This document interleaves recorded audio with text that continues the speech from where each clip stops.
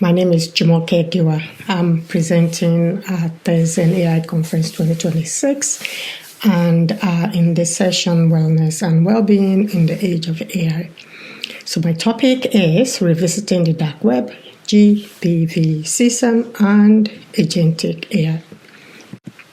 Just a quick pointer that this is a developing piece of work, and so some of what I'm sharing right now developments that I've seen over the last couple of months running into a year or two, and so there is more coming as I continue to develop this space.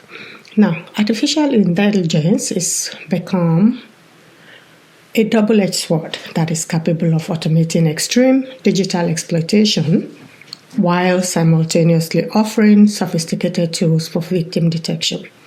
When we talk about agentic AI, we're looking at a force multiplier. In the deep and dark web, the autonomy of agentic AI is weaponized. What is the dark web? We're looking at a hidden internet that is requiring talk. It's not inherently criminal. It's used for privacy, for example, to protect journalists, but it also attracts criminal networks. What is GBV? We're talking about gender-based violence. These are harmful acts directed at individuals based on gender. We've seen what we call technology-facilitated gender-based violence, which you now have GBV being amplified by digital tools. The spectrum is wide, so you could think about doxing, non-consensual sharing of intimate images, AI-generated fake sexual imagery, which are called deepfakes. A key piece of thing to think about here is that the harm is psychological, reputational, and sometimes permanent. What is CSAM? Child sexual abuse materials. These are content that are depicting sexual exploitation of children. They're distributed via encrypted networks. The possession and distribution are severe felonies worldwide. This is a top priority for global law enforcement, and it must be distinguished from general adult content debates.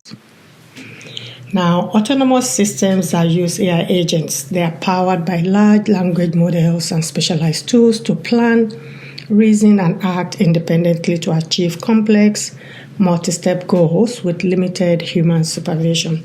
Unlike generative AI, they create content upon request. So agentic AI will focus on decision-making, interacting with applications, and adapting to dynamic environments.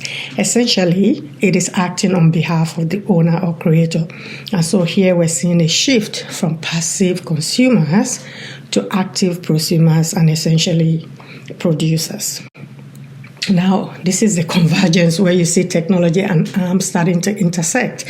So when you bring dark web, GBV, CSAM, and AI together, we are starting to see, this area of concern. And so you have already a couple of institutions, systems, individuals, civic society raising alarms. Here is a post just recently by the United Nations that was highlighting a post from UNICEF about the fact that the harm from deepfake abuse is real. And they're calling for urgent action to confront the escalating threat of AI-generated child sexual abuse material. And here I highlighted some part of that post that says, even if no child can be identified, deepfake materials normalize the sexual exploitation of children. And so to kind of buttress that point, there are so many examples, but I'm not going to be showing any examples today because that would essentially mean that I am also contributing to that distribution, which is what we're actually, trying to stop. And so the multiplier effect, kind of talk a little bit more about that, the ways that agentic AI scales abuse. You're looking at pay-per-view exploitative content. There's an increase in that. GBV and CSAM are complicated by human-prompted AI-generated materials. Some people are either knowingly or unknowingly distributing these exploitative contents. It's a really big concern. My question is, how do we safeguard vulnerable communities when their digital footprints become a liability. And so then you also have this mix of the algorithmic arms race. You're looking at the challenge with detection versus evasion. I'm saying and I'm arguing that we need systemic and institutional regulation and action. You have institutions flooding the dam upstream, while individuals are being asked essentially to use baskets to stop this flood downstream. We know this is not going to end anywhere, nice. Essentially, it's a failure, that where, individuals do not have enough resources to be able to stop this flood that is coming from them from almost, every single direction. And if we look deeply, if we look closely enough, in the open, we are already seeing the warnings are out there, they're loud and they're clear. Here's a story that, was published just, about a week ago, in which it was saying that the AI warnings are actually coming from inside the house. So this is an inside job already saying we need safeguards, we need guardrails. And you can, read this story on your own. And I've also provided a link of resources at the end where you can look up some of these, sources that I'm citing for you to be able to get, deeper and get some more information from them. And so again, another question for me is, are the systems and institutions listening to these concerns that are being expressed about the challenges we're seeing around the deployment of AI? Also, you have people that are outside looking in, or people who's been inside that have come outside and are now looking in. So, of course, again, you have civil society organizations also raising alarms. You have individuals also raising alarms. So, to go back briefly to the post from UNICEF, we need urgent action. Urgent action to confront the escalating threat of AI-generated child sexual abuse material. And here is a post of somebody's resignation letter. He used to work with Anthropic, and then he resigned, and he posted this letter to kind of buttress the point about why he resigned, the concerns he was having.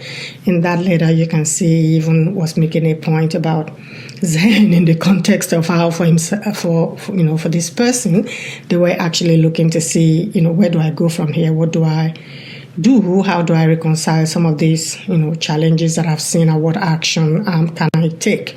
And so what is my ask as an individual? I'm calling essentially for digital first responders. This is an open call for allied healthcare professionals. I'm talking about counselors, social workers, psychotherapists, people in that area of work, to meet victims where they are online. Essentially, this is a big ask when you go back to the fact that I was just saying earlier that, individuals on their own cannot fix this issue. So then potentially we may want to start thinking about how maybe some of these, professionals may need to retrain. Maybe, the schools that offer them, training may also need to offer them new courses to help them and equip them for the work that we're already seeing and that potentially are likely to also come up in future in digital spaces. And so to move into hopefully some, more positive area in terms of what more is there and what can we do as individuals with the agency that we have. Use your agency. So, agency over automation essentially. Zen is not withdrawals. Zen is not checking out. Zen is choosing presence amid noise. So choice amid algorithms, agency amid automation. In an age of volatility, maintaining psychological resilience is a requisite skill, not a luxury. Zen is not fragile. It is a trained skill that grows in difficult times, a daily micro-practice of control over attention, boundaries, and meaning. How do you apply this? Here's some information. You could take them as tactical guide to digital hygiene and boundaries. Exercise your right to disengage. Invest in depth, not weight. Prioritize few trusted friends over thousands of followers. Limit the inflow of information, so avoid doom scrolling. And, schedule disconnection for yourself. Designate specific times to disconnect completely to reset your nervous system. For the other ways that you can apply Zen, think about reality testing. Think about your inner anchors. Use breath work, nature exposure, journaling to anchor your identity outside of the internet. And of course, very important is your sleep hygiene.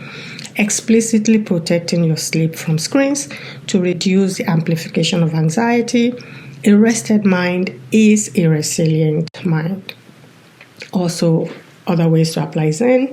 The age of AI does not remove our ability to choose presence over panic. And so what does that look like? Slow your body, clarify your mind, soften your heart, and potentially you then are heading towards the opportunity to take right actions. You have the right to mute, block, and disengage. Access to you is a privilege, not a right. And so by balancing technical safeguards with human-centered advocacy, we secure, hopefully, the digital ecosystem for everyone. And here I have provided some resources that I hope you will find useful in terms of being able to further educate yourself, look further into some of this information that I've shared, and hopefully, be able to, be a part of, the solution and make this digital space better for all of us. Thank you.